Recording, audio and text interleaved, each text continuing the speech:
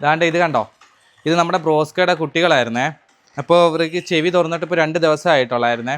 അപ്പോൾ നമ്മൾക്ക് ഡോഗിന് നല്ല കോൺഫിഡൻറ്റ് ലെവൽ കിട്ടാൻ വേണ്ടിയിട്ട്, ശബ്ദത്തിനോട് ഭയങ്കരമായിട്ടുള്ള പേടി ഭയം ഒക്കെ ഇല്ലാതിരിക്കാൻ വേണ്ടിയിട്ട് നമ്മളവനെ കുഞ്ഞിലേ ട്രെയിൻ ചെയ്യിക്കുമായിരുന്നേ. ഇത് പൊതുവേ ഇപ്പം മിക്ക ഡോഗ്സിനും നമ്മളിപ്പോൾ ദീപാവലിയോട് അനുബന്ധിച്ചാണെങ്കിൽ പടക്ക ശബ്ദങ്ങൾ കേട്ടാലും വലിയ വലിയ ശബ്ദങ്ങൾ കേട്ടാലും ഡോഗിൻ്റെ കോൺഫിഡൻറ്റ് ലെവൽ ഭയങ്കരമായിട്ട് പേടിച്ചിട്ട് ഇവിടെ പോയി ഒളിക്കുകയും അങ്ങനെയൊക്കെ ചെയ്യാറുണ്ട്.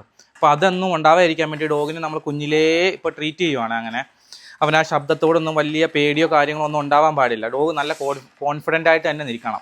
അതിന് വേണ്ടിയിട്ടാണ് നമ്മളിപ്പോൾ അവനെ ട്രെയിൻ ചെയ്യിപ്പിച്ചുകൊണ്ടിരിക്കുന്നത്. ശബ്ദത്തോടുള്ള ആ ഒരു നല്ല കോൺഫിഡൻറ്റ് ലെവൽ കിട്ടാൻ വേണ്ടിയിട്ടാണ് നമ്മളിത് ചെയ്യിപ്പിച്ചുകൊണ്ടിരിക്കുന്നത്.